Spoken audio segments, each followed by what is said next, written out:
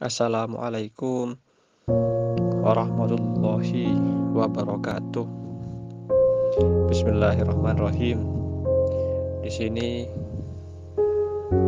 saya akan membahas tentang at-taqwa di dalam kitab Taisirul Khallaq fi Ilmil Akhlaq.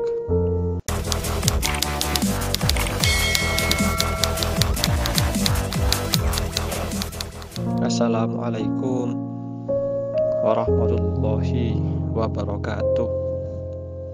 Bismillahirrahmanirrahim. Di sini saya akan membahas tentang at-taqwa di dalam kitab Taisirul Khallaq fi Ilmil Akhlaq. At-taqwa hiya imtithalu awamirillahi azza wa jalla wa jatinabu nawahihi sirran wa alaniyatan. Takwa secara garis besar adalah mematuhi perintah Allah dan menjauhi semua larangannya, baik secara sirron, diam-diam, atau terang-terangan, alaniyatan.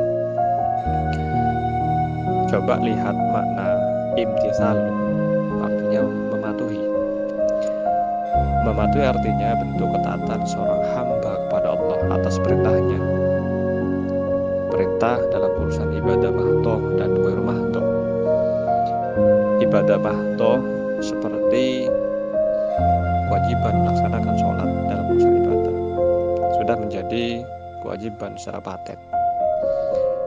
Sedangkan ibadah ghairu mahdoh bersifat sunnah, boleh dilakukan atau tidak, seperti contohnya bersedekah umpamanya. Ibadah mahdoh dalam relasi hablum minallah bersifat teologis, sedangkan ibadah ghairu mahdoh berindikasi kepada hablum minannas atau hubungan bersifat horizontal, atau bisa juga disebut sebagai hubungan sosial, sosiokultural dalam kehidupan. Allah menciptakan manusia supaya beribadah kepada Allah. Ibadah dalam rangka bentuk rasa syukur kita kepada Allah, karena semua fasilitas, semua kebutuhan kita sudah disediakan oleh Allah di muka bumi ini. Terutama rasa syukur atas diberikannya kesehatan dan kemampuan, baik kemampuan fisik maupun kemampuan non-fisik seperti berpikir. Sebagai khalifah, manusia diberi kemampuan untuk mengelola kehidupan, diberi kemampuan mengelola lingkungan, dan diberi kemampuan mengelola sistem pemerintahan.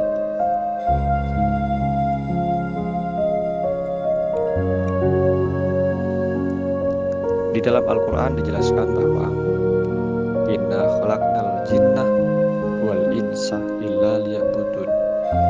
Artinya Allah menciptakan jin dan manusia semata-mata bertujuan beribadah sebagai bentuk ketaatan dan tunduk kepada Allah.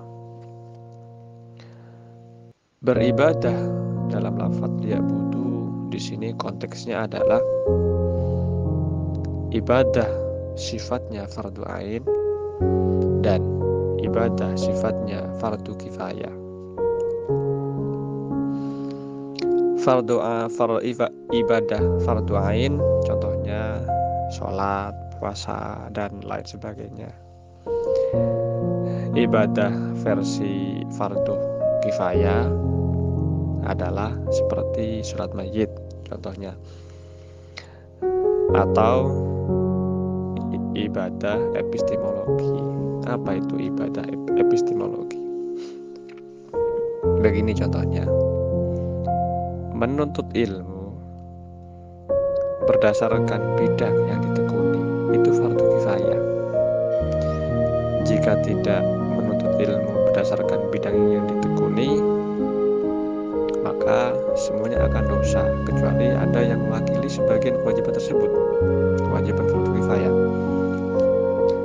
Maka kewajiban setiap manusia akan gugur jika ada yang menempati posisi bidang masing-masing telah terisi, seperti menuntut ilmu bidang kedokteran, umpamanya menuntut ilmu bidang filsafat, menuntut ilmu bidang hukum, menuntut ilmu bidang teknologi, bidang militer, dan bidang yang lainnya. Itu harus ada yang mewakili, memasuki bidang-bidang satu, memasuki bidang masing-masing itu. Itu namanya fardu kifayah dalam ibadah epistemologi. Lalu bagaimana mengkontekstualisasikan takwa dalam kehidupan masa kini? Ada 3 bagian yang akan saya jelaskan di sini.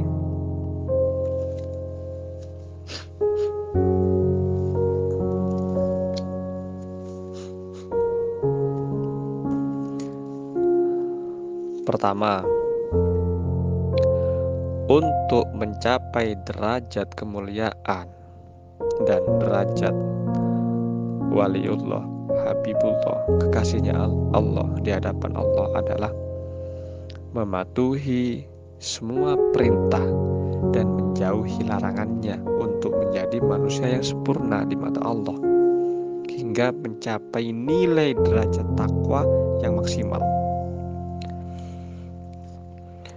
Supaya menjadi muslim yang mulia dan tidak tercela, maka selalu memperhatikan ketakwaan dengan cara berhati-hati dalam kehidupan yang penuh tantangan dan ujian menuju level jenjang ketakwaan yang murni kepada Allah. Menjadi ihsan dulu, baru puncaknya adalah at-taqwa. Itu yang pertama. Nah, sedangkan yang kedua,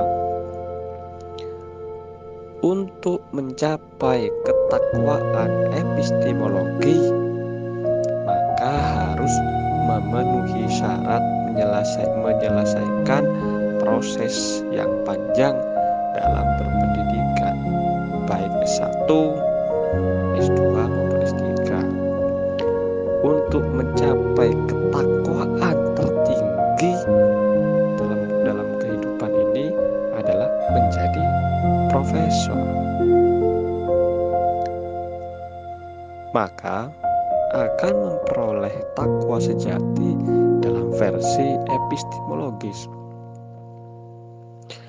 Semakin tinggi tingkat pencapaian pendidikan seseorang, maka akan semakin mudah mencapai titik tingkat ketakwaan seseorang.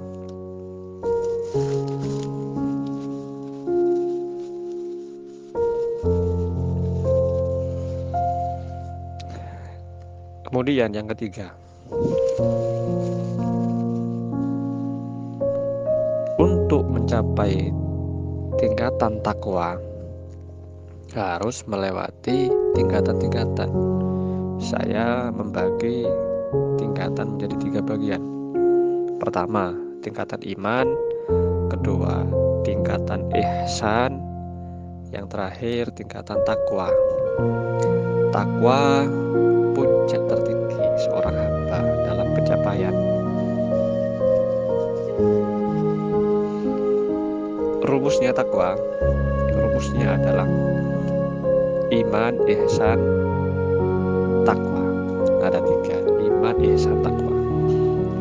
Pertama, iman adalah bentuk persaksian, pengakuan, dan pernyataan keyakinan secara administratif. Yang kedua, ihsan. Ihsan menjadi manusia implementatif dan aplikatif. Yang ketiga, takwa. Takwa adalah mentaati perintah dan jauhi larangannya secara epistemologi. Nah, contohnya sholat itu. Orang Islam wajib melakukan sholat.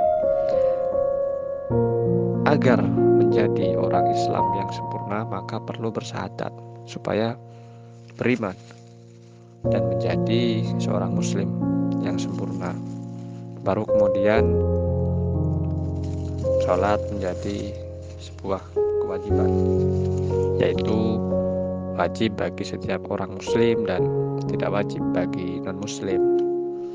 Ini level iman. Untuk level ihsan adalah mempertahankan keistiqomahan dalam sholat, tidak lalai dalam sholat, dan terus memperhatikan perbuatan baik sebanyak-banyaknya. Fastabiqul khairat, artinya terus berlomba-lomba dalam kebaikan supaya menjadi muslim yang ihsan, lebih rajin beribadah, dan istiqomah terpenting.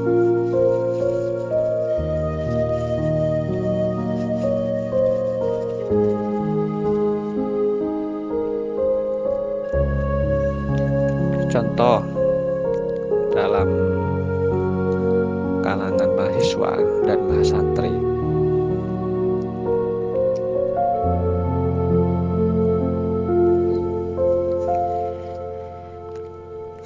Kalau diterapkan ke mahasiswa dalam aplikatif iman, ihsan, takwa adalah pertama iman. Iman berarti mahasiswa bersyahadat ulang dan beriman dengan komitmen bahwa persaksian dan pengakuan secara administratif, yaitu terdaftar menjadi mahasiswa di perguruan tinggi terakreditasi A dan nilai IPK-nya tinggi, yang kemudian mampu menguasai berbahasa Inggris dan bahasa Arab, menjadi nilai plus bagi mahasiswa. Diakhiri dengan lulus cum laude dan tercepat terbaik, menjadi tujuan penting bagi mahasiswa yang beriman secara akademik. Dari level ihsan ya, adalah mahasiswa mampu mempertahankan nilai yang tinggi, kuliah tepat waktu tanpa menunda-nunda, plus memaksimalkan potensi soft skill dan potensi hard skill mahasiswa yang mampu menghasilkan prestasi akademik maupun non-akademik, supaya menjadi mahasiswa yang ihsan, yang berkompetitif di panggung akademik.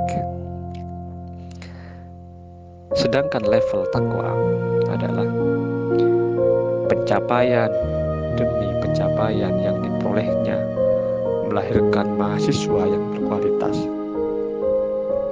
Mahasiswa yang berkualitas itu mahasiswa yang mampu mencapai tantangan demi tantangan, mampu melewati rintangan, mampu melewati ujian baik secara tertulis maupun lisan, bisa dipertanggungjawabkan secara akademik. Yang terpenting mampu melewati fase tersulit sekaligus, sejak S1 atau S2 atau S3, plus mampu mencapainya. Inilah yang disebut level takwa epistemologi, yang mampu beriman plus menjadi ihsan terbaik hingga mencapai puncak takwa, yaitu menyandang gelar kehormatan dan mengangkat status sosial di masyarakatnya.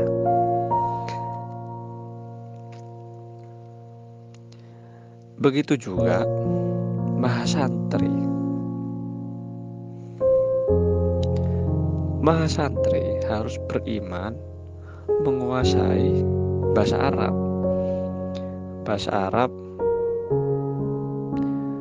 kitab kuning atau kitab di pesantren, dan menguasai bahasa Inggris untuk go internasional.